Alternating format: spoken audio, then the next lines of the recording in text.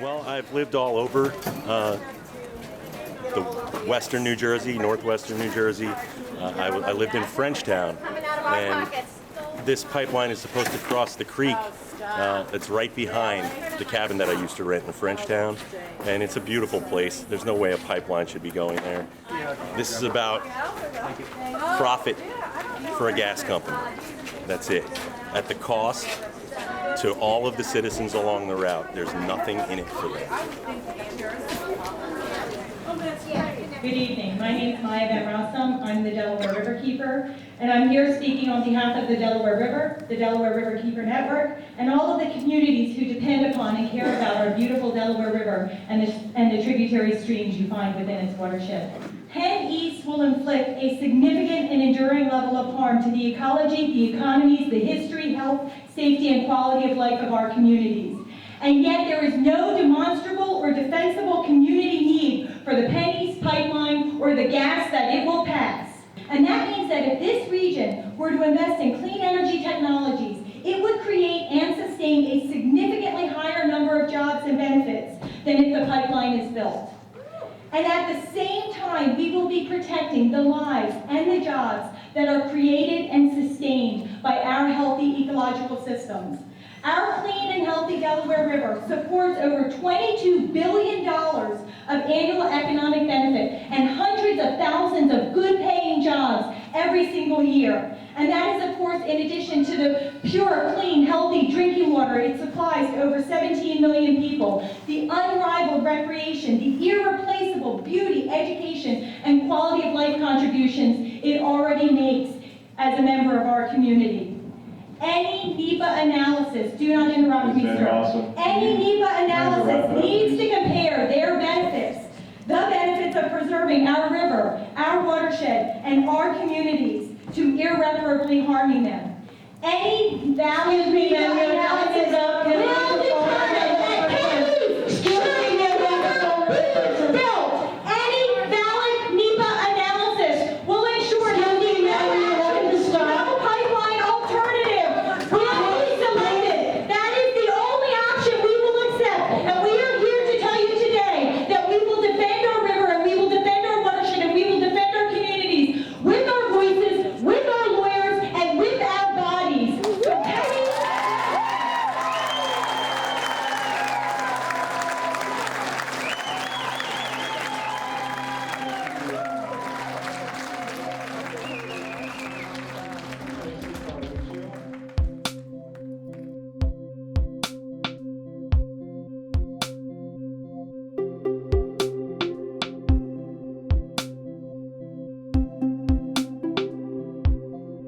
The right to pure water, clean air, and a healthy environment are inherent and indefeasible rights that belong to all of us, we the people, by virtue of the fact that we are here on Earth. They are not rights that were given to us by Article 1, Section 27 in Pennsylvania. They are simply rights that were acknowledged by Article 1, Section 27 by the Environmental Rights Amendment, and that made very clear that every level of government has an obligation, a substantive obligation, to proactively protect our right to pure water, clean air, and a healthy environment. But even more than that, the conservative Pennsylvania Supreme Court said these are rights that don't just belong to the people here today, but they belong to all the future generations yet to come, which really raises the bar of protection. But the thing for New Jersey, for Delaware, for other states across the nation, is that point that these are inherent and indefeasible rights, which means it doesn't matter where on earth you are. You have a right to pure water, clean air, and a healthy environment. And so that's part of what we are battling for. If we invest in sustainable infrastructure, every morning when the sun rises and the wind blows, we will be blessed and enriched with bright, clean, fresh, healthy energy for ourselves and generations to come, and clean water to drink. What a great future! Our current system of environmental protection laws are failing us.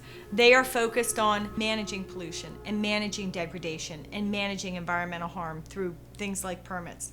They are not focused on preventing pollution and preventing harm. And as a result, we have communities across the nation that are suffering very deeply. They've lost their health, the quality of their lives, the peace and sanctity of their homes, their property values. Jobs have been impacted, and local economies. People's health and safety have been lost because our government officials have been focusing again on pollution and degradation as a necessary evil that's going to happen, so just how do we manage it rather than how do we prevent it. And a green amendment that recognizes and honors the right to pure water, clean air, and a healthy environment as an inalienable right in the Bill of Rights section of the Constitution changes all of that. It focuses the government on preventing pollution and preventing harm, and it also empowers people in their hearts and their minds, because they're no longer hoping that their government officials would do the right thing when it comes to environmental protection. They go into meetings and they go into boardrooms and they go into hearing rooms expecting that their government officials are going to do the right thing, and when it doesn't happen, rising up firmly and passionately and demanding it, just like we rise up firmly and passionately when any other constitutional right is violated. So it changes the landscape entirely. Because it's a promise. Yeah, and what it is, it's a record, right? We people here on this earth have a right to a healthy environment. We have a right to have that expectation. And we all know it in our hearts. If you go into any community and you ask somebody, do you have a right to expect that when you get a glass of water out of your faucet, or your child gets a glass of water out of your faucet, that that glass of water is going to be free of toxins that are going to give you cancer or make you ill? They say, absolutely. Do you have a right when you breathe in air to know that what you're breathing in is not going to make you fall down on the ground with an asthma attack or a heart attack or any sort of horrible illness? Or that when you eat food, you're not ingesting dangerous toxins that have been placed in the soil by humans? And everybody says, absolutely. Everybody recognizes that we as people here on this earth have a right to clean water, clean air, and a healthy environment. And sadly, what they don't realize is you may have a right in your heart and in your mind, you may have an inalienable right, but you don't have a constitutional right. And here in the United States of America, if you don't have a constitutional right, then you do not have the level of respect or protection you need to ensure that you truly have access to clean water, clean air, and a healthy environment.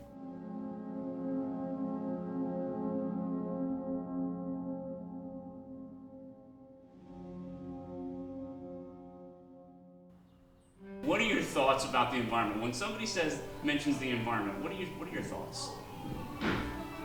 Kind of like wild animals, wildlife, and our whole world is our environment, and how it's being crushed down from things that we are doing. Are you concerned about the environment? Very much, yes. What are your thoughts about the environment? When people mention the environment, what comes to mind for you? Well, it depends. Sometimes I get happy, just like thinking about like nature and like all the things that you can do and have fun. Like I actually live in the woods. Like so I just basically grew up as part of the environment. But a lot of the time it also makes me super angry about the fact that bits of it are being destroyed every single day, every single hour, every single minute, every single second. And with the way things are going recently, my anger is sort of winning. The biggest problem, I'd say, is global warming, because it has such an impact on so many people's lives and the world. Like the fires that are happening in California, the oceans rising, animals eating plastic, littering, it's a lot of stuff. Do you think that all people and all living things on the earth deserve clean air, clean water, and a healthy environment? Yes, I do. Why? Because we're all alive. We all breathe air, clean or not. We all drink water, clean or not. And that, in a way, just connects everybody.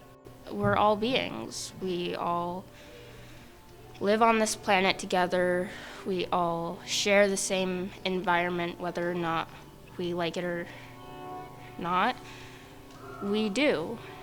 Now we can either sit back and ignore that fact and let the world crash and burn and die, or we can do something about it and live together peacefully. Does it surprise you that there isn't like an amendment that says that all people are entitled to clean air, clean water, and healthy environment? There isn't one yet. Not really. The government's evil. Yes, I think that does surprise me. It's like anything else. You need water and clean air to live, and without that, there's just nothing. It doesn't matter who it is. It could be a child, it could be adult, it could be an elder. It doesn't matter. It could be another species. We all need clean air and water, so why not have that in our Constitution? We should have it set in stone. Article 1, Section 27 of Pennsylvania's Constitution really inspires people in ways that are hard to describe. I watch people all the time get up at public meetings in the Commonwealth of Pennsylvania, and one of the first things they do when they're reciting testimony about an environmental issue is they quote Article 1, Section 27, and very powerfully use it to remind legislators that we, the people, have a right to pure water and clean air and a healthy environment. And it becomes the perfect segue into any conversation, any testimony, any advocacy, any successful litigation effort that involves the environment. Keeping pace with the growing population and industrial expansion was the thoughtless but systematic pollution of our great God-given natural resource, the waters of our Commonwealth. Yes, this is polluted water, polluted from many sources, a natural resource with its value greatly impaired and almost destroyed. What happened was that the people of Pennsylvania woke up to the fact that they've been raped by the coal companies and the steel companies and railroad. Their landscape, their environment had been ravished and exploited bitterly. And television and all the events made them realize that in a way. They kind of like a sleeping giant, the people woke up and said, enough is enough. Why can't we get any decent drinking water in this town anymore? They shouldn't be allowed to dump all that crud in our trout stream. All we want is a place to swim near home. How can you expect me to stay in business here if I can't even use this water in my plant?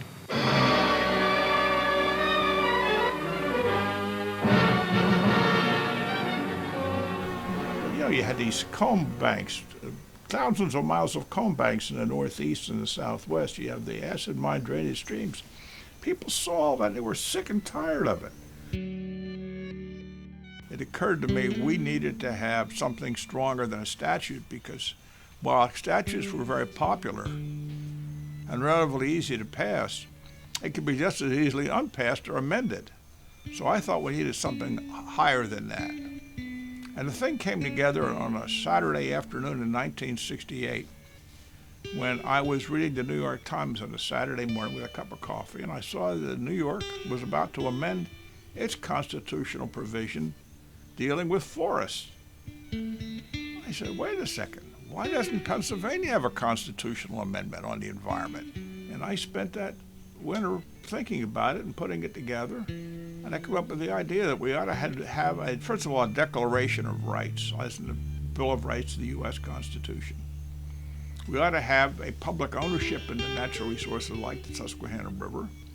And thirdly, we ought to make the state of Pennsylvania, the governments of Pennsylvania, that is the state and local governments, the trustees of these resources for future generations. So I introduced it in 1969, and it passed unanimously in both houses, but with 5 amendments. And then the second time around, it has to go through 2 sessions, as you know. We brought it out in 1971, and it passed in time to go on the ballot in May of 1971. And it passed on May the 18th, 1971 by a vote of 1 million to 250,000, 4-1.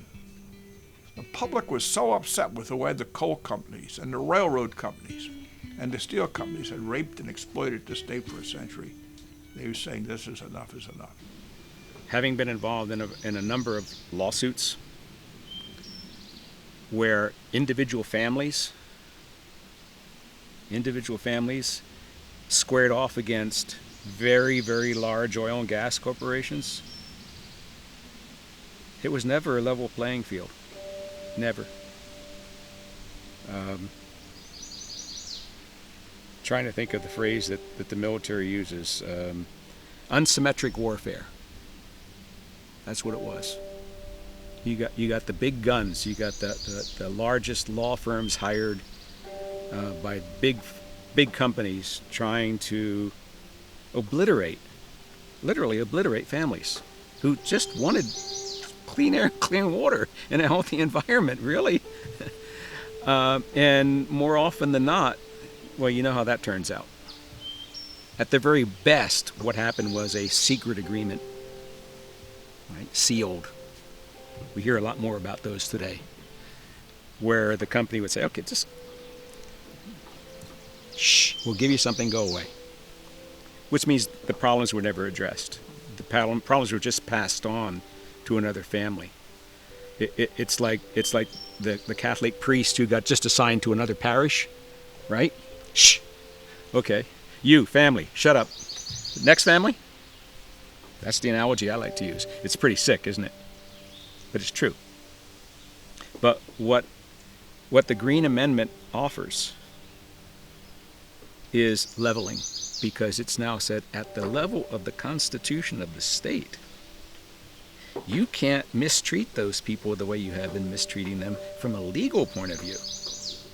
And it's not just a small town lawyer arguing against some Brooks Brothers suited legal team out of Washington. It's now the Constitution of this state is telling you that you can't do what you've done to them. That's leveling the playing field. I can't wait. I can't wait to see things like that happen.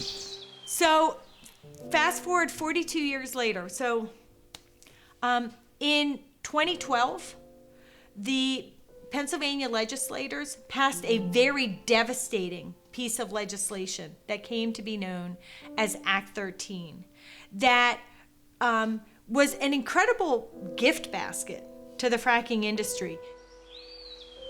It was as if a governor and his legislature had thought up all the evils that they could put into one bill, compress them, and know that they were going to get it. And so, yeah, disgust, anger, anguish, fear. To think that at that point in time, which was now almost 10 years into shale gas in Pennsylvania, so there was plenty of experience. By 2012, there were probably 7,000 shale gas wells that had been drilled in Pennsylvania. To think that they didn't already have the experience to know that there were impacts, not that there might be, that there had been impacts to people's water, to clean air, to spills, to health effects. They knew that by then. They didn't have to wait for 1,900 publications. There were already a few hundred by then that were shining bright lights on this is a heavy industrial activity that you're allowing to occur in the backyards of families, next door to schools, next to malls. And you're giving that industry, a heavy industry that has a huge climate and environmental impact, carte blanche to do whatever the hell they want, wherever the hell they want, whenever they want, with protections. Things were going to get a lot worse if Act 13 was allowed to stand. Maybe we were in a moment in time when the fracking industry had so overreached in how they sought to abuse the environmental rights and the people of Pennsylvania with the passage of Act 13 that we could get the courts to reconsider Article 1, Section 27 and those 42 years of precedent where they had misinterpreted and misapplied the law. So when we decided we were going to use Article 1, Section 27 as a focal point of our challenge against Act 13, from the rest of the environmental community, it was met with a high level of dismissiveness. It was, I can remember some of the conversations, people telling me outright, you shouldn't do that. You're going to lose. Almost, again, like as though we were being ridiculous that we were trying to use Article 1, Section 27 to challenge Act 13. But whenever anybody, including those skeptics, heard Jordan talk about Article 1, Section 27 in the context of Act 13, they were transformed. And you could see it. You could see it in the moment. You could see it in their eyes. Because, again, he had a clarity of truth and knowledge and awareness that would just overwhelm the skeptics. I was really at that stage in my career, I was primarily a civil rights lawyer. And as a civil rights lawyer, you're used to looking to the Constitution. The Constitution is where we find our core rights that protect the people from government overreach.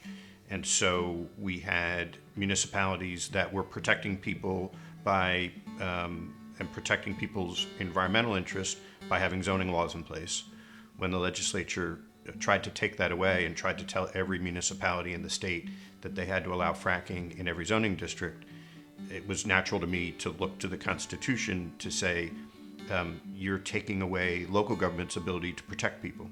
And the Constitution is the highest law of the land, and so the state can't do that. The state can't take any action that would violate the Constitution. So the law was signed by then Governor Corbett on Valentine's Day of 2012. It was heard in the courts in a very expedited way. So we got through Commonwealth Court, which was the intermediate appellate court, and we argued it in the Supreme Court by October of 2012, which was very quickly. But then we had to wait until December of 2013 to get a decision. So we've been waiting for a decision for a long time at that point.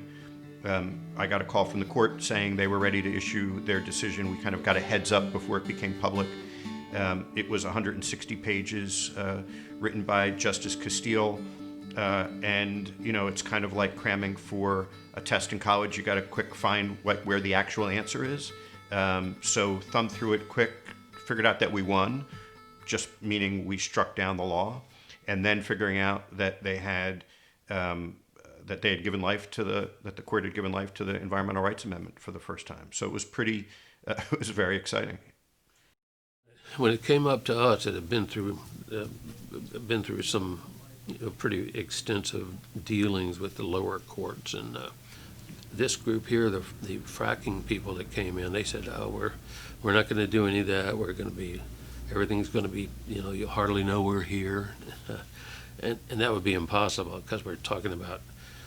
Originally, they were talking about 50,000 of these wells across the state of Pennsylvania. So there really was no way that they could absolutely control that. And we even had one incident where this wastewater from fracking, a couple of drivers decided not to drive the wastewater to Ohio, and they dumped it in a stream in upstate PA, and that happened to be one of the finest trout streams in the state of Pennsylvania, which Pennsylvania is known for their trout streams internationally, and it killed everything within 3 miles. And of course, they got fined and everything, but the damages was impossible. So this constitutional amendment had not been applied barely at all in the legislative years, the 40 years since the thing had been passed, until we got this. And we looked at it, and we looked at our Constitution. We said pretty clearly that you overstepped the bounds. You took away people's rights. So I wrote this 156-page opinion that says you got to go back and do it right. And as a result, we secured a decision that not only restored the constitutional right to a healthy environment to the people of Pennsylvania, but in so doing, and at the same time, defeated some of the most devastating aspects of Act 13.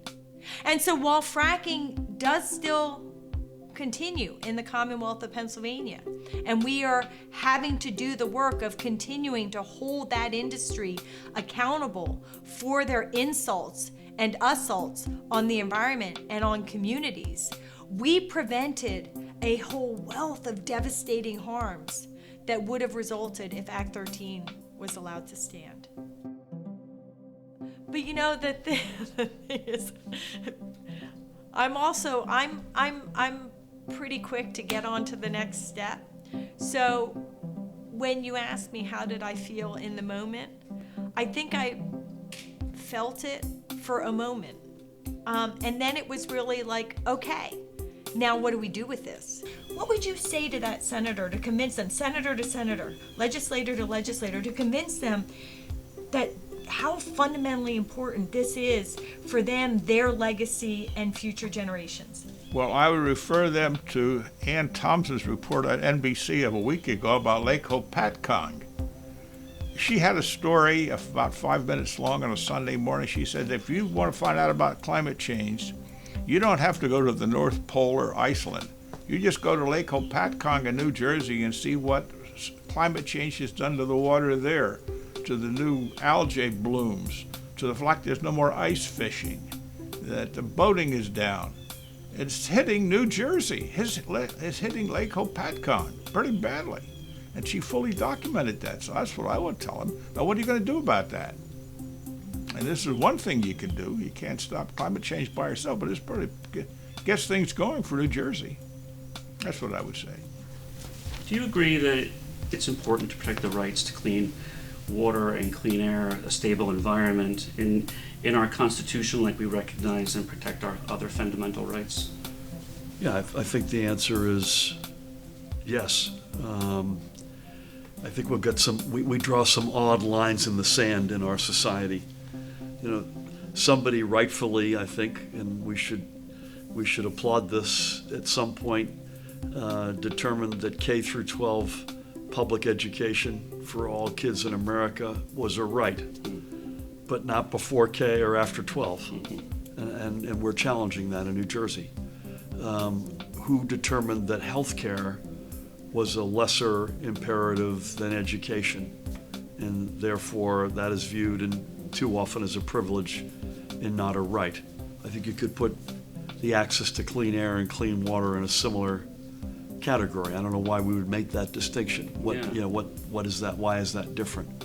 I'm not sure we can single-handedly undo the Constitution or redo the Constitution, but at least notionally, I think we have to think about it in a similar vein as we do access to public education. You know, in the state of Pennsylvania, they actually have a green amendment that ensures that Pennsylvania residents are entitled to clean air, clean water, and healthy environment. What do you think about that as an idea? It's a good idea. I haven't thought about it per se. I'm not familiar with the amendment in Pennsylvania, but the notion at least is something that I would feel very much open to. And what's your message to people your age about the environment?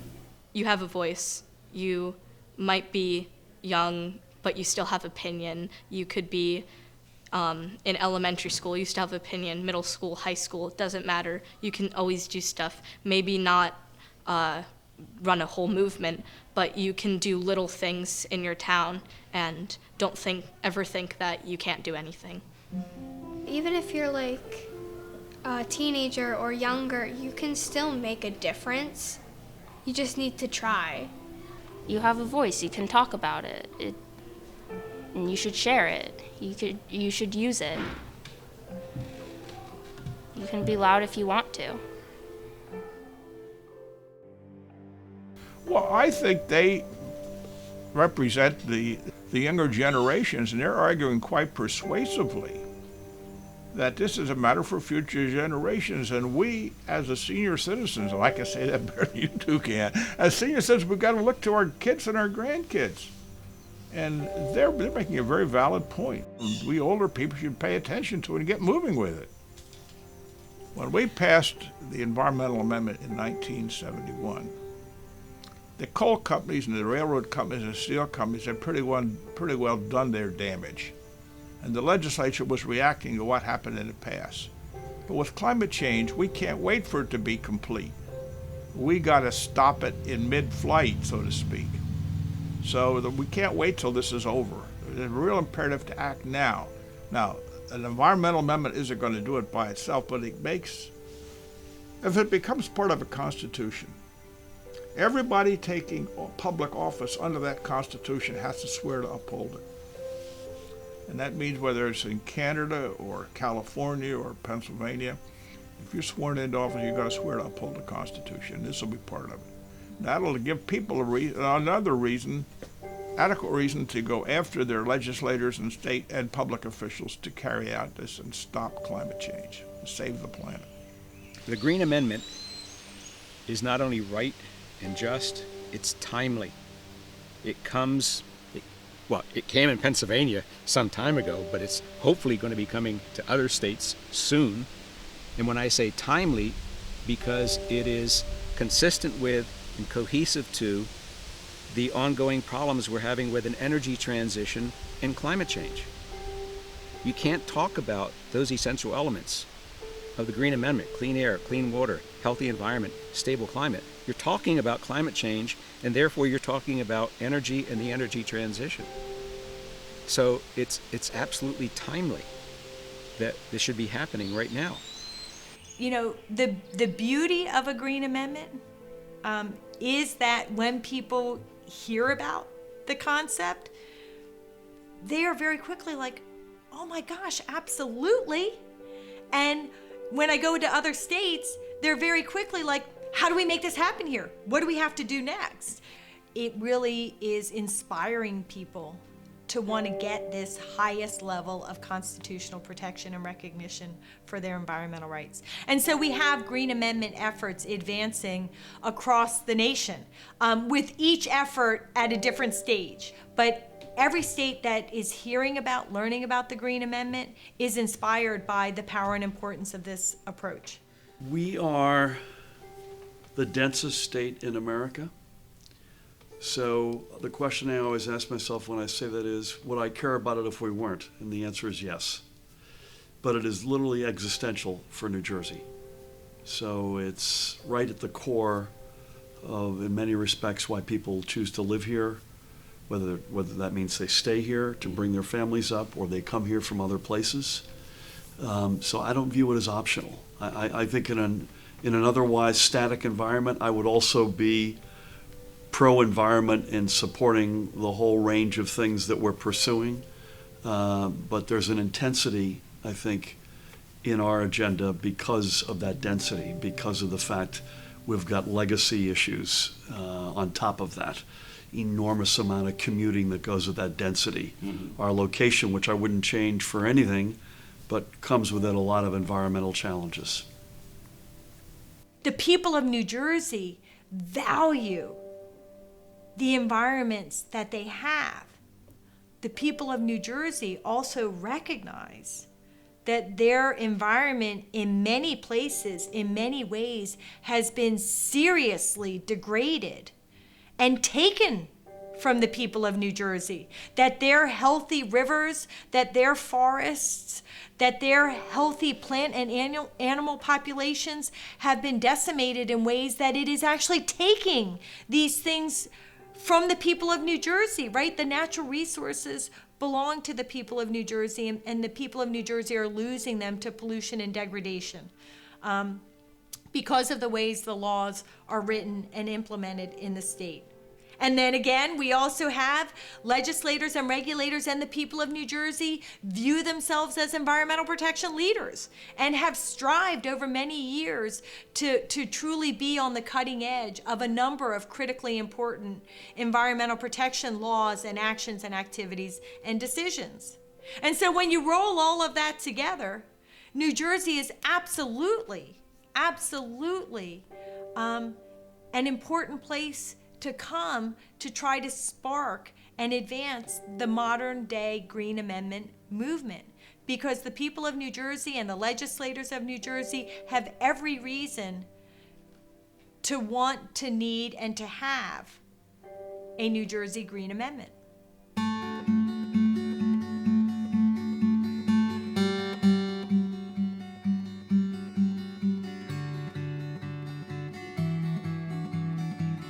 My mother passed, so I came back to Trenton to live, and I could not stand the area because of it had gone down from the time when I was raised in that area.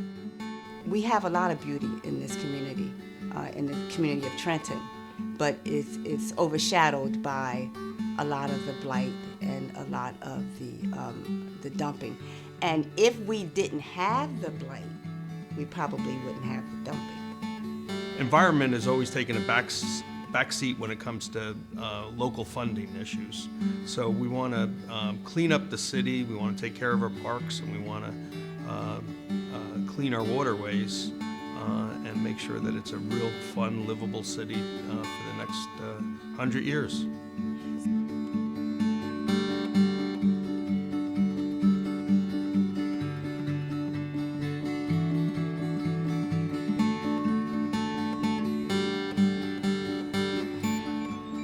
So Paulsboro is a small town that's surrounded by industry. Over 100 years ago, refineries were built around here. And as you know, the Delaware River was a huge import-export area for the various fossil fuels, mainly oil. The Paulsboro refinery is still operating here. There's also tank farms that feed pipelines, and there's also manufacturing of chemicals. And as a result, this town, which is sandwiched in between this industrial activity, has been impacted greatly and disproportionately by the pollution from these facilities.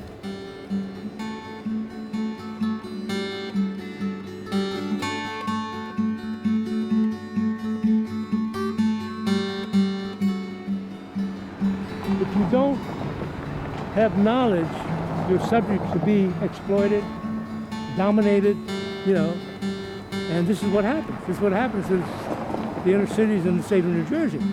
They've been taken over by the politicians for their nefarious purposes, not, for the interest of the people, for their own personal interest. But it's our tax dollars that are being used, and then people don't know. If you don't have watchdogs in your city, to monitor what's going on, they'll do whatever they want, whether it's legal or illegal. See, and what people don't understand is that not everything that happens, every law is enforced by the government. There has a lot of the laws there has to be a plaintiff because it's in the civil. Mm-hmm. It's like in the realm of civil law. So if you don't have a plaintiff to come forth and file the lawsuit, nothing's changing. Yeah. Even though it's illegal.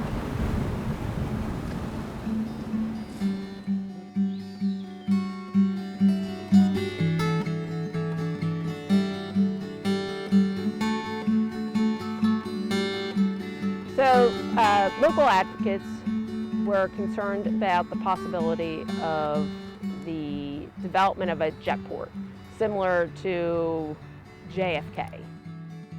This area remained undeveloped for quite a period of time. It had quite the expansive area to accommodate a jet port, but recognizing the unique ecology, the history, the water supply needed to sustain the residents that were originally here, that it would be a complete devastation to the area. So fortunately, there were enough concerned citizens that took the issue up with the governor at the time, which was Brendan Byrne, and he also recognized the importance, was taken on a trip to the Pinelands by John McPhee, who's the author of the book, The Pine Barrens, and realized how unique and special it was in comparison to the other ecology in New Jersey, let alone regionally. And as a result of that, the governor at the time issued a moratorium on all development in the Pinelands that gave him enough time to work with other elected officials, not only at the local level, but also at the federal level, in order to get both federal and state protections for the area. The pinelands somehow had just remained this isolated wilderness in the vast region of development along the East Coast. But it wasn't until some local company or national company said, oh, this looks like an ideal location, that got people working to protect that area, you know, taking it for granted, as we all do, that a place is going to remain pristine and untouched for years to come. But as we know, that's not the case. A green amendment becomes a powerful force to help support and bolster and strengthen the environmental justice movement in a transformational, fundamental way. What a green amendment does is it levels the playing field, because it makes very clear to everybody that all people, regardless of the color of their skin, regardless of their income level, regardless of their history, regardless of where they live, where they come from, that we all have the same right to pure water, clean air, a stable climate, and a healthy environment, and that every government official at every level of government is duty-bound to protect the environmental rights of all people equitably, including future generations. I mean, environmental justice, it has been and will continue to be a hallmark of our broader environmental agenda without question. And you mentioned Camden, right here in Trenton, Patterson, Elizabeth, the big communities, particularly those with an industrial legacy. The one that I use as the example most often is Newark, particularly in the wards in Newark that are adjacent to or closest to the ports. And you've got that enormous truck traffic in and out of the ports, and you look at the rate of childhood asthma in those wards that abut the ports, and they're multiples of the rest of New Jersey or the rest of America. And again, I think too infrequently, and I'm all for this, big oceans and big lakes and big vistas which need to be preserved and respected and protected, absolutely. But too often we leave those communities, the communities which are invariably communities of color, behind. And we are committed to not do that, whether it's community solar, whether it's tackling the CO2 emissions out of those trucks in and out of the ports, whatever it might be, we want to be just as committed to the environment in an urban community as we are in the great vistas of our state. What's your reaction to the idea of a green amendment being passed in the state of New Jersey right now, today, modern times, and what that could mean for a community like Paulsboro suffering from PFAS contamination or any of these other contaminants that we're, seeing around us right now? What it can mean is justice. It means justice for this community. There's no way to get to what we need in terms of a level playing field.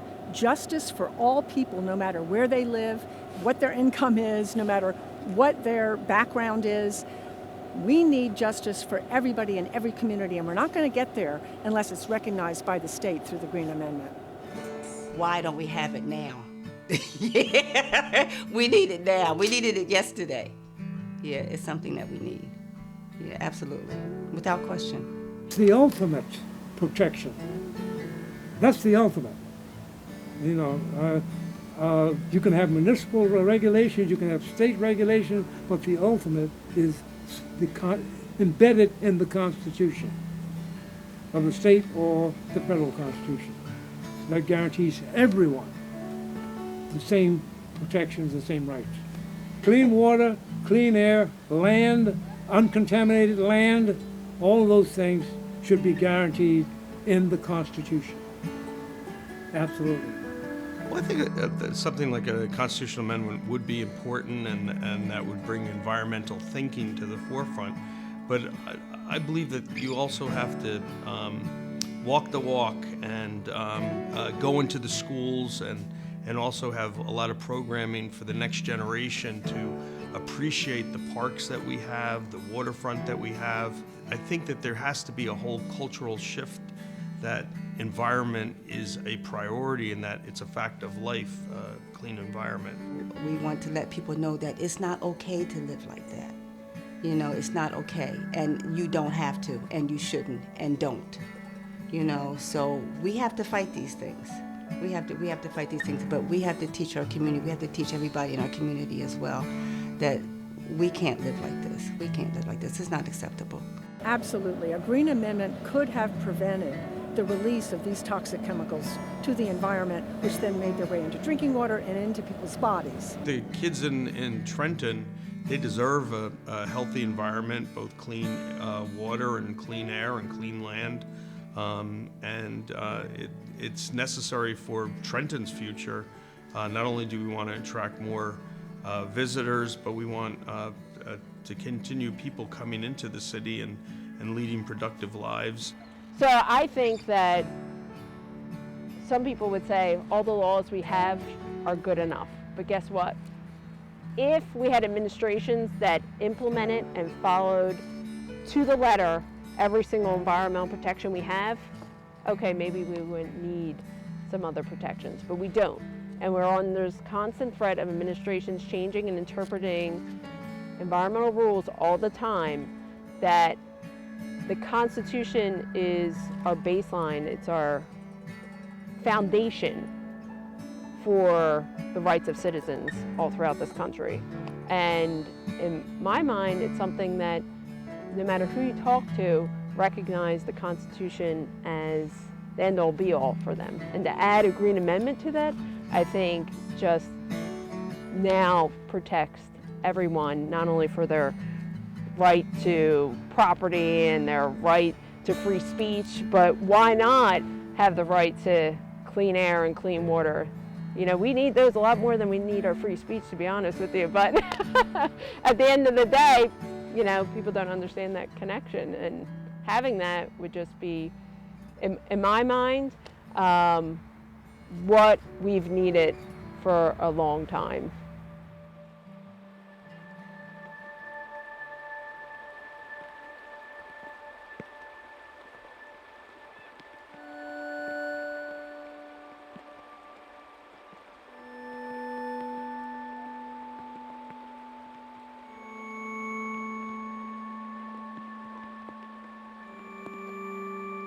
When I think about the environment, I think of like life or happiness or something like that.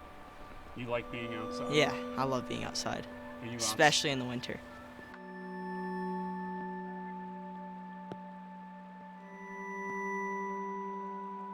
This is your backyard? Yep. What do you do back here?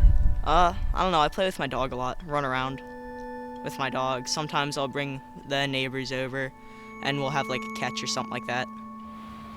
Do you think everyone deserves clean air, clean water, and a healthy environment? Yes, because without clean air or clean water, we can't reach a next stage of evolution as a species or anything like that, and we're all just going to die off eventually. What is your message to your own generation? There's a lot of work to do, but it's good. And again, I think that we get bogged down because we as a generation feel like there's so many issues. There's people dealing with trying to help with impoverished communities, helping people of color, trying to support our friends who are in the LGBTQ+ community, trying to push safe reproductive rights for women. Like, there's so many issues for all of us. And for me, and I think for a lot of people, the environment is the big one, because if you don't have a planet to live on, you can't fight for all those other social justice people. So everyone's trying to balance everything, and I think it's really easy to get bogged down, and especially with people making the wrong decisions every day and people not believing in basic facts like climate change. It's so easy to get bogged down and just sit back and go, there's nothing that I can do. I can't solve anything.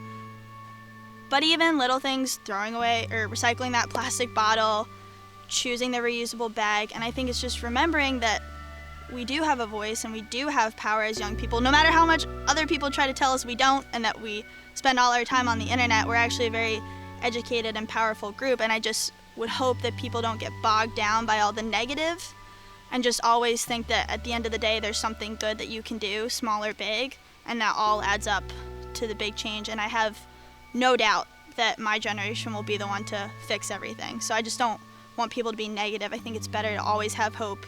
You can have your bad days, and you go to bed and you wake up and you go, okay, I had my bad day, I'm over it, now we're gonna make change today.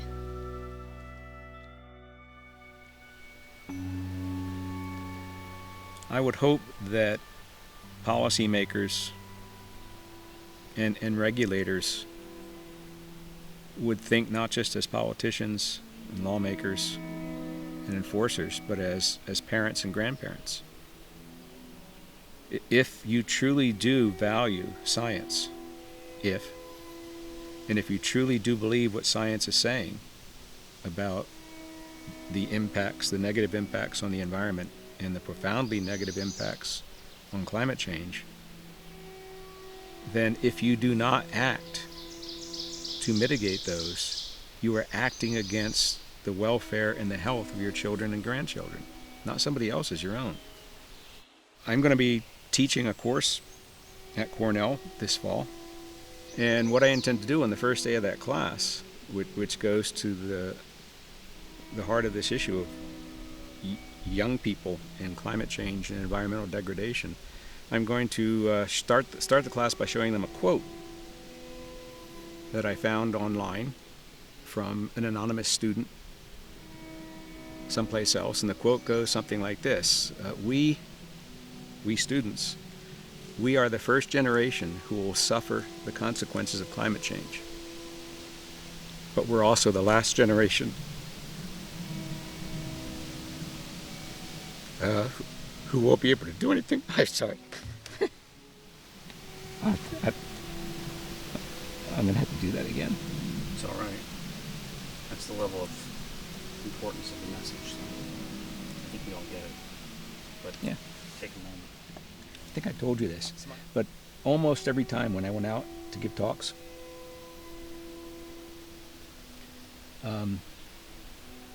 it's like preparing for a football game or a basketball game, whatever sport you're in. You know, you're supposed to psych yourself up for the kickoff or the tip-off or whatever. So I did the same thing in class. Every class I ever taught at Cornell, before walking into class, I'd always think, okay, what's a good way to get myself psyched up for this? I don't want to come across as boring, ordinary. I'm just going through the motions. What can I do to get myself? And so what I would do is open up my cell phone and look at the pictures of my grandkids. That's all it took. Heart rate would go up, and whatever.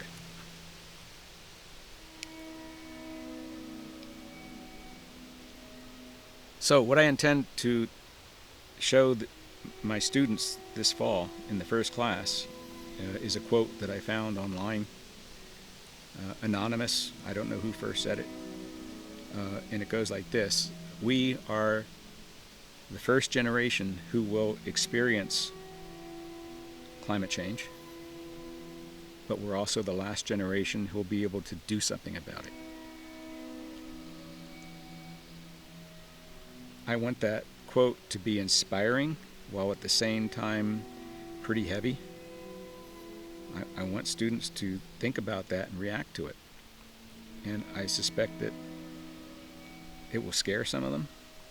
But what I'm hoping is that will inspire them to do what 4 years of engineering education at Cornell and continuing education after that will do, which is to place those really bright students in positions in the not too distant future where they will be doing significant things to fight against the impacts of climate change. In other words, they will be defending my grandchildren. The Green Amendment is not going to solve all the environmental problems that we continue to face. What a Green Amendment's going to do is it's going to give us a powerful tool. It's going to give us a powerful tool in the courtroom, in the community rooms, in elections and election decision making, in community organizing and advocacy, in inspiring people to rise up. I mean, you know, we can go back to the civil rights movement. Powerful and important strides have been made through the civil rights movement, through leaders like Martin Luther King and people like Kelly Francis, right? But there's still a lot of work to be done. If we don't demand and defend our rights every single day, they can be taken away from us in an instance. So we have to be constantly vigilant in protecting the rights we have and the strong protections and implementations we've secured through our advocacy, through our litigation, and through our vigilance. But there's also a longer way to go, right? The civil rights movement is not over. We have not achieved all of the civil rights that our communities of color and others need. Same as for the environment. We will always need to be vigilant, and we will always need to do more. But with a constitutional right to a healthy environment, we have taken the strongest legal authority we have in the United States of America, and we have given that authority and that power to the people to protect their rights to a healthy environment. And that is spectacular.